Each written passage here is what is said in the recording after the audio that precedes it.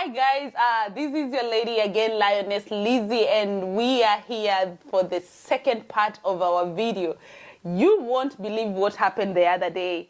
We were in the middle of shooting all these, and then something happened, and things happened, and things just went like that, and we couldn't continue. Anyway, today again with our guest here, I know she's wearing something really attracting to so many of you who already know what it is. This is a Korom merchandise of whom they are. They are the presenters or the what? The brand ambassador. So your girl here, she's coming for the second time for an amazing conversation and an amazing chat with your girl Lioness Lizzie. So lady, introduce yourself.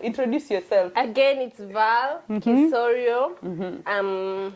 Korom to the world. I think you guys already know me, probably. Ama you've seen me somewhere. Yeah. Or maybe you will see me if you have never seen me. Yeah, Sina fence comment. That's the only difference. Yeah, so today she's back in Adelaide. You guys, you all know that she moved away they from don't South know. Australia. Oh. They don't. Really? Tukuambia? You guys, Val Amehama, she's moved away from South Australia. She's going to city to another big city. Now she's moved away from the rural. That is what she's telling me. Kidogo imekuwa milima, very congested. Hii ndiye amesema arudi kuishi mashambani. So sisi wetu wa mashambani tumemkaribisha. Ako homeless. Ukimwona hivi leo hana pa kulala. That's where we are shooting this content. Ifike asubuhi akanyage kubwa. Anyway, Val, karibu sana. Welcome again. I'm so glad to have you today here. Of course, we are so proud of doing this. We were looking forward for when Val will come back, and then we can do the part 2. The last time when we were doing the other video, tulimalizia kwa mambo ya kuletwa huku venye unakaribishwa, venye kunakuwa na kuchachisha na sherehe, kukula keki. And I know most of you mmekuwa mkisema, mbona hii nini conversation ni kuendelea tujue venye maisha huko inakuwa, you know, immediately when you learn how do things look like. So Val, today I think, how do you feel? Do you think we should, I think let's just do with that. Wacha tuanzie hapo hivyo, tukisonga mpaka saa yenye tena mambo itachemuka. Tukipotea tena tutakuja round 3. Another day. So Val, I know previously we were actually talking about, you know, when you're landing here and how they invite you and how it looks like, and, you know, the first day. And I remember you were telling me how, you know, on your side vitu ilikushtua for the first time. Na mimi nikakwambia hapo pia vitu ilinishtua for the second time when I went pale kanisani, pastor na ragged. Ninashtuka na shangaa nimeingia Illuminati ama nini. Kumbe ni kanisa ya majuu inakuanga hivi. So there's a lot. There's so many things that are actually culture shock for some of people wenye wanaita hivyo. But sisi bado tu tunaita vitu inatushangaza. Juu until today kuna so many things hata wewe bado inakushangaza. Yeah. You never stop learning. Vitu mpya kila time. Vitu ni mpya. Wewe ni gani bado inaendelea ikikushangaza ama ni gani kila siku tu zinanigonga like this? Kuna mambo inakushtua. Especially if you live in a small city like this one. Alafu uende kwingine.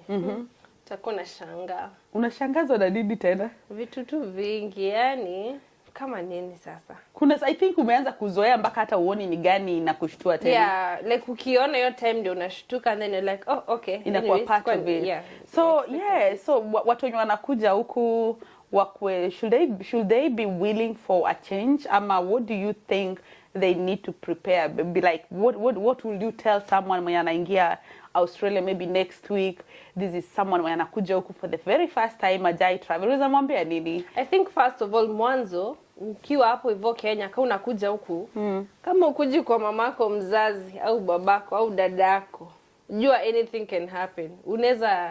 Mabadiliko inaweza fanyika. Unaweza ruku hata ukiwa airport. Unaweza fika uzimiwe hiyo simu. Like literally. Wow. These things do happen. So before ukuje, just get ready, just be prepared for anything. Unaweza kaa hata wiki moja uambiwe haya next week mimi nataka utakuwa na nini, unalipa hii this and this amount, tunafaa kusaidiana kulipa nyumba. So please be prepared for that. For so many things. Hata si tu mambo ya do. Si do tu. Hata unaweza fika na unapelekwa sherehe hiyo siku.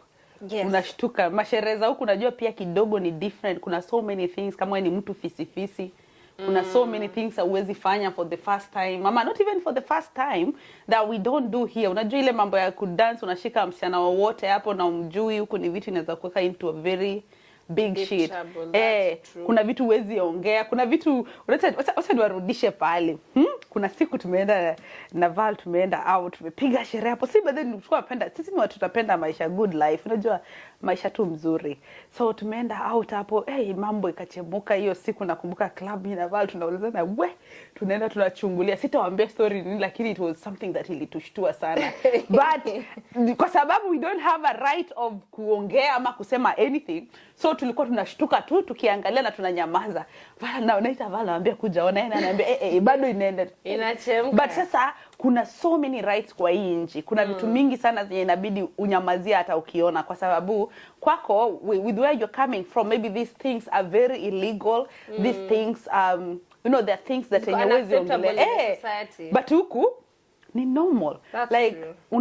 unaiona ukisongaga. So for hata wazazi wenyewe watawatch maybe hii video siku moja, when your kid anakuja abroad, mwache kushinda stop setting so many standards using your, si ati nasema nyinyi wajinga like, but there are so many things that you also guys you still don't know, and maybe it will take a long time until you guys come here and witness the kind of way of life that people live here. Then you will know what is right and what is wrong. So wasiambie pia watoto atukienda wewe fanya hii. Yeah. Ama unaona, let people be, as in wacha watoto wafanye Kenya wanataka. Juu nakutaga mtoto anakuja huko ameambiwa aenda ufanye nursing, juu ndo ni marketable. Atakuja atamaliza hiyo nursing. Anaenda hata kitu kama placement, anashindwa, like as in hiyo si passion yake, hiyo si kitu anapenda. Atamaliza hiyo for mzazi, alafu ataenda afanye Kenya anataka, which is si poa, si fiti. Huku unapatanga mtoto ako na right ya kudecide vitu zake, and then you have almost equal rights na hata watu wazima. Like kuna time nimekuta nilikuwa kwa tram, I was in the city. So tram ni city hii yetu ama city ile kubwa? City ndogo, ushago. Okay, sawa. Sasa nilikuwa huku city ndogo. So nilikuwa kwa tram, I was actually nilikuwa naenda wapi? Tram mwenye haijui ni basi. Hiyo ni basi. Ni aina tu ya basi inapitia kitu kama train line, kama trains, kama basi train. Sasa mimi nakunaona tram imejaa. Nikasimama because I was excusing, kulikuwa na an old person ameingia hapo. Unajua nilisimama hivi alafu wasichana wadogo wakaenda wakaketi hapo. I was like, oh my goodness. Na ulikuwa unasimamia ule mzee? Nilikuwa nasimamia mtu mzee. Oh my god. Hukuamusha? Niliwacha tu because this is just them, as in watu wazee hakuna hiyo kitu ati respect for the elders. Almost wote tuko na almost equal rights. And I think pia venye huku tu everything is so different. Mimi ndio kitu tu naweza sema. Kuna vitu mingi sana mimi mpaka leo hii unishtua. There's so many times personally nimekuwa held into situations whereby I feel like using my real me values, but una feel like okay, this one is going to get compromised, you cannot do this. Nitaongelea sana even at work. Sasa una work na watu, unajua watu huku wanapewa do kujisupport in case they can't.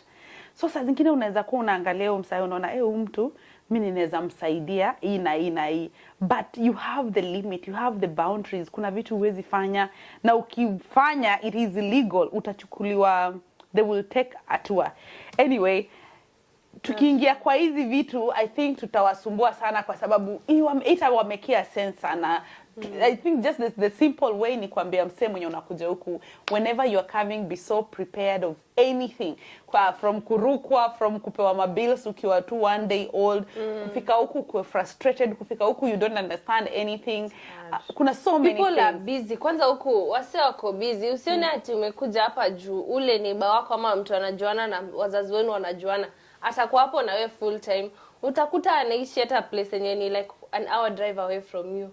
City atakuwa na kusaidia kufanya kila kitu. As in just learn, utalan tu kujitegemea. Utashika hizo basi, utapotea, utapanda basi nenda opposite direction. Mimi personally niliwahi panda basi nenda opposite direction. Hata mimi niliipanda nikienda shule. The reason why I decided to buy my car, nilipanda nikashuka, wakaniambia na driver hapa ni mwisho. So nashanga ni mwisho na hisi fleetness, come on tuko wapi? Wakaniambia no, utahave kuchukua basi ingine. Mimi mwenyewe sasa sijui kushika basi, sijui niko wapi. Na hakuna mtu anakuuliza, like driver anakuambia tu wewe shuka, you'll just need to catch number sijui ngapi na amesonga. So unabaki hapo unashtuka like what? So I think the reality is on your first days here you will need to just be ready for anything can happen. And I think the most important part before hata ufike huku, jua tu sheria ya nje. Na sasa tunasema sheria enyewe ni sheria. Just know from wewe kuongea, wewe kutembea, what to do, what to say, when to just know all your those things. How you relate to people as well. Juu unaweza jipata unajieka kwa blanda ingine yenye unakaa siku moja unajiuliza, how did I get here? I've seen so many people wenye wamekuja huko, especially wenye wametoka. I'm not being like Dini, but mtu ametoka huko ushago, mezoea like maybe venye wana treat ama venye like yeye ni superior. But ukifika hapa, there is nothing like that. We are all equal. You need to share the same rights to any other person. You need to respect them. So ukikuja unaanza kumwongelesha na kidogo unaweza stukia unaitwa hapo hivyo makarao, ama ukichukua gari ya mtu you're trying to be stupid, you're drink driving, unakimbiza gari, unakutana na mafine, unapelekwa kotini. So I think this is again one of the main reason in pia watu ukwa deported. Yeah, that's true. Kuto obey laws and rules ya hii nchi, kwa sababu utashikwa, corner you'll get caught even 10 years later watakushika. Ni kweli. Na wewe Val venye umekaa huku ni rules gani ama ni law gani zenye unaona ni noma sana enyama ilikushtuka shaka kwani watu wana run nje yao hivi kama ya waami? Not enye ilinishtua per se, but as in enye mimi nili experience mimi mwenyewe.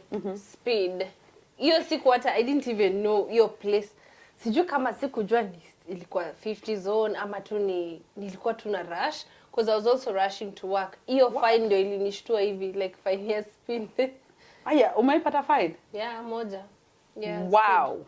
Unajua sasa demerit. Sasa hey man, unajua the funny thing ni huku ujuingi hata saa zingine ni wapi ulipatia shida. Sasa I could remember because they tell you hiyo njia hiyo road hadi kuna koga na picha yako hapo hivyo, like picha hiyo inakuja kama link. Ukiklik kwa hiyo link unaona picha yako, unaona na nani alikuwa na drive. Na nikidrive hapo I remember I saw kulikuwa na gari ilikuwa imepakiwa hapo kando like along that road, because it was a Sunday so haikuwa busy na ilikuwa like around 5 o'clock ish. So unajua hiyo ni siku yenye ni double rate as well. So ukakaribishwa na fine. Hiyo ilikuwa ni after how long umekaa huko? I'd say maybe a year. Ulijaribu sana. If you manage like a whole year bila kuwahi kupata fine, then you really did so well, kwa sababu watu wengine wanaanza kupata fine immediately wanafika huku. Unapata mtu amekuja anaona imeandikwa 60, yeye anapiga 70, anakutana na mabarua tu za kulipa serikali. So do you think hiyo ni one of the what else? Mimi mwacha nikwambie mika kuna kitu hii Australia imenishangaza, and I think it's right. It's not like imenishangaza tu in a negative way, very positively, and I think this is also something watu wanatakaniwa waibai is how they look on, after their older people, vulnerable people, watoto. Hiyo ni kitu yani, hiyo human right na rights ya protect hawa watu, kwa sababu hiyo ni law huku. And it's very serious. Hatuwezi piga picha tuko kazi, upige picha na client hapo na upost. And I see people doing that. Unaonaga mtu amefanya hivyo Snapchat.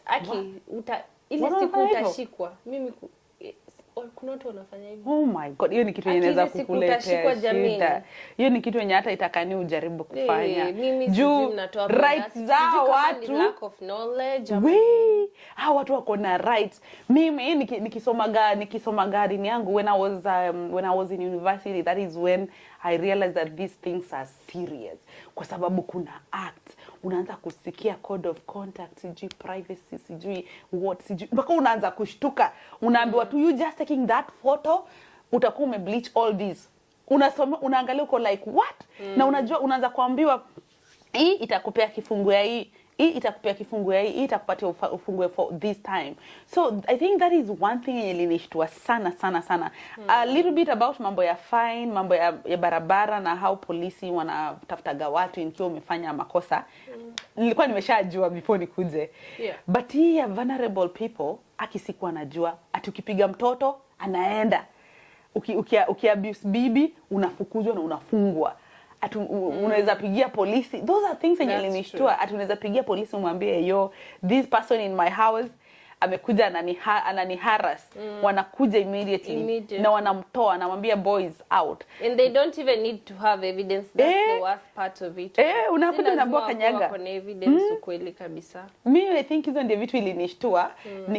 When I look back nowadays I think like it is normal. It's normal.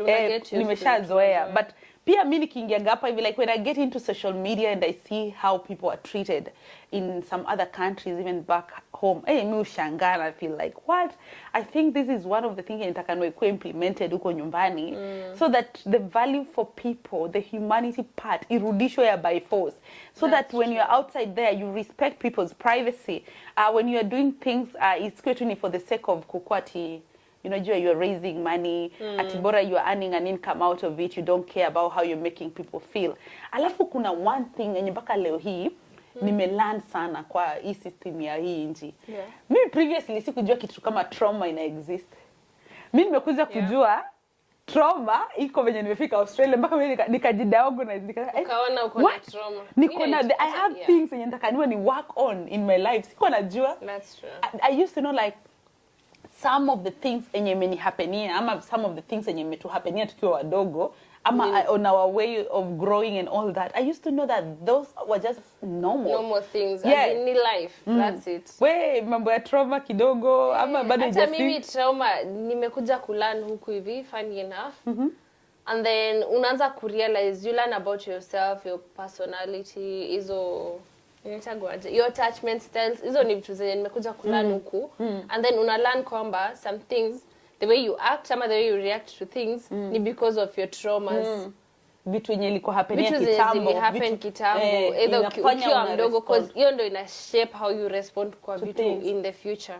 And I actually started working on my traumas and I'm still in the journey. We are healing. Mimi I think nimekama a long way. Mimi nilikuja realize personally kuna so many things enye nilikuwa na struggle sana. Mimi I normally tell people mimi nakwanga mgumu sana on making friendship. And that is one thing I know. Mimi naweza elewana na wewe leo na ukue best yangu. Kesho unashangaa wait. Never shiki simu yangu kwa nilimkosea nini? Na hivyo ndio nimekukata kabisa. Just a small thing inani trigger sana. That's the same with me. Nina overdo. Ati ku overdo, but there is between reality. That's the same with nikakuja sasa when I was when nifika huko nikaanza kusoma wait. Kumbe in all reaction, in all actions, the way you do, there was something that happened. Your reaction, there was an action. Yeah, when you react, there was an action that was done to you. And unafanya una react even how you feel about people and about certain things. Sasa zingine just pause and sasa umeona huyu mtu, maybe una hate vile anaongea. Maybe there's a reason, as in sit and think. It could not be about me. Sasa zingine it's even about you. As in which part of me is triggered by Kenya amesema. Unaona? Na sasa unajua mimi personally nikuja realize so many of the things yenye ilikuwa inani hold back. Ilikuwa inani hold back. Mimi hata naweza hesabu nyumba naingiaga hata nimeingia. I'm that person mwenye niko very into myself. I don't want people into my cocoon. I don't trust people. And when I was trying to self-evaluate myself in the line of mambo ya trauma, nika realize wait, the people that I once trusted a lot when I was young, they abused us. Like, come on, they betrayed us. Unajua, they caused all the suffering and all the pains when I was growing. Na nikajua, wait, kumbe hizi vitu zote zinatokani hapo. That's why I don't want people in my trusted circle. I want people wakanyage hapo hivyo kando, wasinikaribie, because the people who are very close to me walinimaliza ujanja. So that is something yenye nikuja nikalearn, and that is one thing yenye mimi appreciate sana, and it has helped me even in a way of how I bring my kids. lakini I think pia kidogo I think imenisaidia sana ku identify that self identity, kujua what you need to do and how you need to do it, because if you don't know how you need to do it, utaishi in that pain, utaishi in holding people. Unajua utakuwa unashinda tu ukiishi in a life of so much negativity. Utaijibambata. That's so true. So you just mentioned about raising kids. So unajua you have parented in Kenya and back here. What is one thing yenye umelanu kwenye me change your parenting style at all, as in completely, as in what is so different about parenting here in Australia and back in Kenya? Me, I think nitaongelea my part kwa sababu I know there are so many people hata huku wenye bado wanajaribu their culture and all that. Me, there are so many things nimejaribu ku just do away with it. I want to raise my kids without any form of trauma. That is the best thing that I will do to my kids. Si hata masomo mata nini ama nini. The other things they're my responsibility. I have to pay school fees. I have to make sure they dress, they eat, they do all that. Hiyo ni lazima nifanye. But if there's one thing yenye naweza ongelea niseme in my parenting, yenye ninaweza sema I'm doing it in the best knowledge. I'm trying to raise my kids with no trauma. Sitaki wakuwe na ile enye wanaishi wakisema, you know, my mom used to fight, my mom used to drink and will do this. There's so many things I will never do when my kids are there. I have created that relationship already with my kids. You know my kids. And you're actually doing very well. Kinashindaga nikikwambia una balance maisha yako vizuri sana. Kwa sababu asante sana. Like nimwa prioritize sana because I've already seen the effect of what trauma did to me. Ningekuwa a very great person. I'm a person who was a very good communicator and make good friendship, good deals. I'm a honest person. Vitu mingi hizo zenye mnazionanga huko kwa kanisa. Mimi ni huyo. But sasa trauma imeni hold back. Kuna vitu mingi siwezi taka associate myself with. That's true. Inanifanya ninajiona saa zingine hapana, don't go there, utakuwa damaged, utakuwa hurt. Mtu akikuongelea kitu kidogo, you don't give them a point ama kadinia kukaa chini mreason msameane. I don't have that, na cut off, gone. So I think the best parenting thing inaweza sema mimi ufanya ni to just make sure that my kids will never pick any form of trauma from the parents.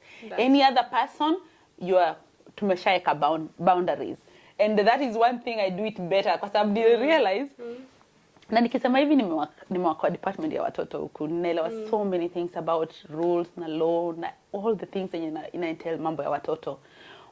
Most of the time when kids are abused, they are abused by the people who are very close to them. That's true. Huyo mbochu umemweka kwa nyumba, huyo baba, huyo mama, huyo auntie, huyo shosho, huyo nani, they are the people that are of great risk to your kids. Unakuja unapata watu wengi saa zingine sasa mnaingia social media and you're discussing these things. Mtu anakuambia unajua mimi I was molested, I was sijui nini, I was, you know, those sad things by someone. Akikutajia you're like, what the hell? This is too close, like come on. So I think pia ni vizuri like one day hata wewe najua you work with kids. Sanya mtoto anakuambia anything, most of the time they will talk about their pets, their parents, their grandma. Hawataanza kuongelea mambo ya uchumi bwana. Hawa wanaongeleanga vitu ya, so it is very good. Hapo ndo maisha yao ina revolve mostly. So ni vizuri sana mtu ukijua how to protect your kids. Your kids are not for any other person except you as a parent, number 1, and you as a parent, number 2, and you as a parent, number 3. Usianze kusema ati siji my mom, your mom could be having very great intention, but venye amekaa nao kidogo mtu mbaya anakuja anawa abuse, then watu wanaishi wakikuwa na so much sadness. And nime meet so many young children wanatoka wameishi nyumbani and then they've moved here.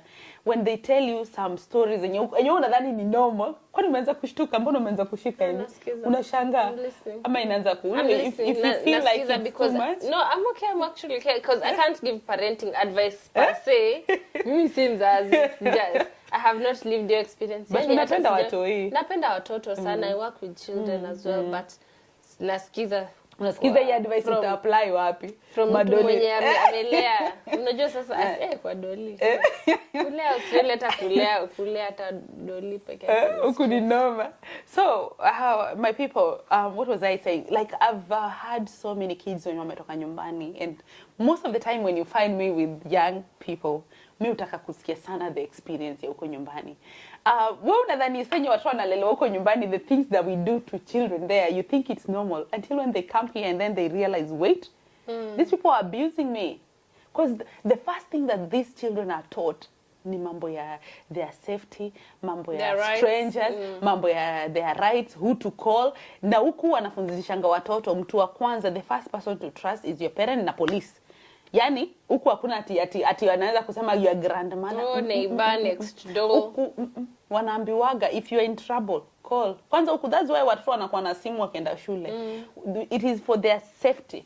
They need to call for help. If they're in trouble, they need to call police. Nona. So hizo ni vitu nye pia I think mi nimerealize huku sana, like imepatiwa, you know, they've given it so much, and I think that is one of the thing yenye mi na appreciate sana. Yep. And then kutrust mtoto wako, si kama Kenya walikuwa wanaona ati ukipewa simu sijui when you're still schooling utaharibika, utapotea, sijui nini. Na hizo ndo vitu zenye zilikuwa zinafanya wase wanatoroka, wanafanya hizi vitu chini ya maji, and then they end up doing things zenye hata mzazi ukisikia unashtuka, unaona. Hebu tuambie kwanza, wewe uliwahi kukuwa na simu ya kujificha? Hapana.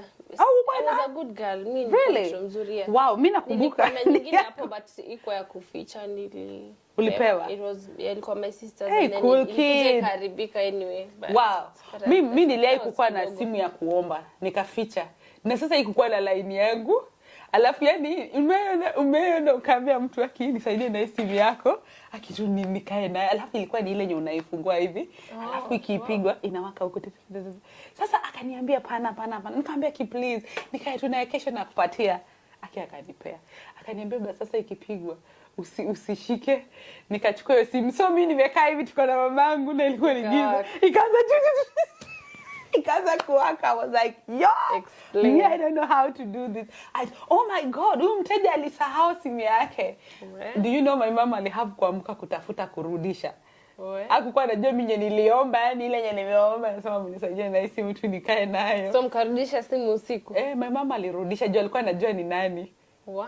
Alikuwa anajua ni nani. Anyway guys, so huku mambo ya simu, watoto wanakuanga na simu. That is one thing yenye kama wewe pia unakuja huku for the first time, usishtuke. Usikuje kwangu unapata mtu ako na simu, huyu ako na tablet, huyu ako na laptop. Watu wako na laptop, unashtuka. Huku watoto hutumia laptop. Bado unajua hivyo kwa shule. Wanatumia laptop, wana type, hakuna mambo ya kuandika na pen. So those are the things bado mimi ilikuwa inanishtua, nashtuka na kaa tu hivi. So mwenyewe I don't know how to type. Na type ile hivi, but I'm like, watoto huku they are so competent. Yes, so tunarudi tuongelee something else.